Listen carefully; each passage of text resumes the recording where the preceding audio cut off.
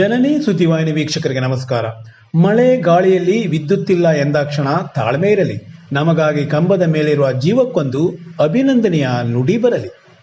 ಗಾಳಿ ಮಳೆ ಕಂಬದ ಮೇಲಿರುವ ಮಾರ್ಗದಾಳು ವಿಶೇಷದೊಂದಿಗೆ ನಾನು ರಮೇಶ್ ಹೆಗಡೆ ಗೊಂಡುಮನೆ. ಕಳೆದ ಒಂದು ವಾರದಿಂದ ಮಳೆಯೊಂದಿಗೆ ಬೀಸುತ್ತಿರುವ ಬಿರುಗಾಳಿ ಮಾಡಿರುವ ಅನಾಹುತ ಅಷ್ಟಿಷ್ಟಲ್ಲ.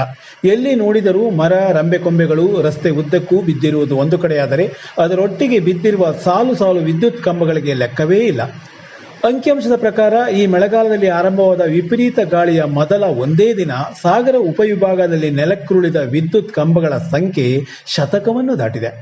ಈ ನಡುವೆ ಟಿಸಿ, ಬೇರೆ ಮಾರ್ಗದ 10 ದೋಷಗಳು, ವಾಲಿದ ಕಂಬ, ಮನೆಯ ಮೈನ್ಸ್, ಹೀಗೆ ಸಮಸ್ಯೆಗಳು ಸಾಲು ಸಾಲು.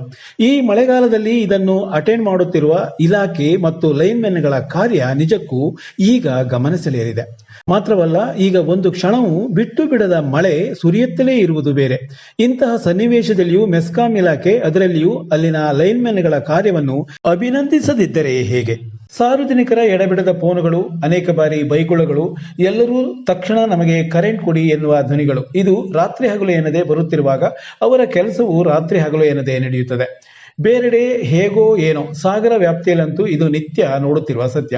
ಇದಕ್ಕೊಂದು ಉದಾಹರಣೆ, ಬುಧವಾರ ರಾತ್ರಿಯ ವಿಪರೀತ ಗಾಳಿಗೆ ಇಡೀ ಸಾಗರ ತಾಲೂಕಿನಲ್ಲಿ ವಿದ್ಯುತ್ ಆಫ್ ಆಗಿದೆ. ಬೆಳಗ್ಗೆ ಸೂರ್ಯೋದಯಕ್ಕೆ ಎದ್ದು ನೋಡುತ್ತಿರುವಾಗಲೇ ಸಾಗರದ ಶಿರವಾಳದ ಬಳಿಯೂ ಸೇರಿದಂತೆ 4 ಬೇರೆ ಬೇರೆ ಕಡೆಗಳಲ್ಲಿ ಮೆಸ್ಕಾಂ ನೌಕರರು ರಾತ್ರಿ ಮರ ಬಿದ್ದು ಮುರಿದು ಹೋದ ಕಂಬಗಳನ್ನು ಸರಿಪಡಿಸಿ ವಿದ್ಯುತ್ ವ್ಯವಸ್ಥೆ ಕಲ್ಪಿಸುವುದಕ್ಕೆ ಸಾಹಸ ಪಡುತ್ತಿರುವ ದೃಶ್ಯ ನಿಜಕ್ಕೂ ಇಲಾಖೆ ಮತ್ತು ಆ ನೌಕರರ ಕುರಿತು ಗೌರವ ಮೂಡುವಂತೆ ಮಾಡಿದ್ದು ಸುಳ್ಳಲ್ಲ.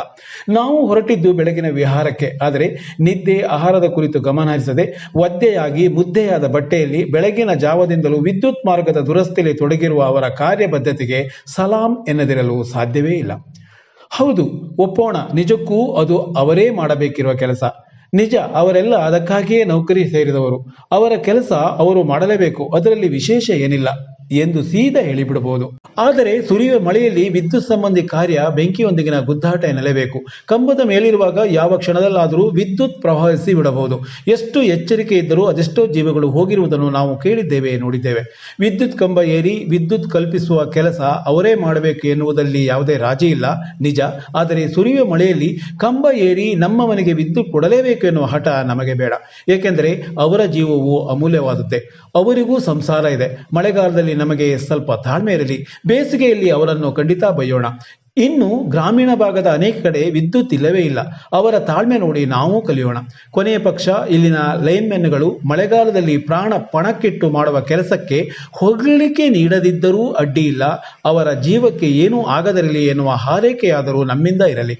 ನಮ್ಮ ಮನೆಗೆ ಬೆಳಕು ಕೊಡುವ ಅವರ ಕುಟುಂಬ ಯಾವುದೇ ಕಾರಣಕ್ಕೂ ಕತ್ತಲೆಯಲ್ಲಿ ಇರುವಂತಾಗದಿರಲಿ. ಅವರ ಬದುಕು ಬೆಳಕಾಗಿಯೇ ಇರಲಿ. ನಮಸ್ಕಾರ.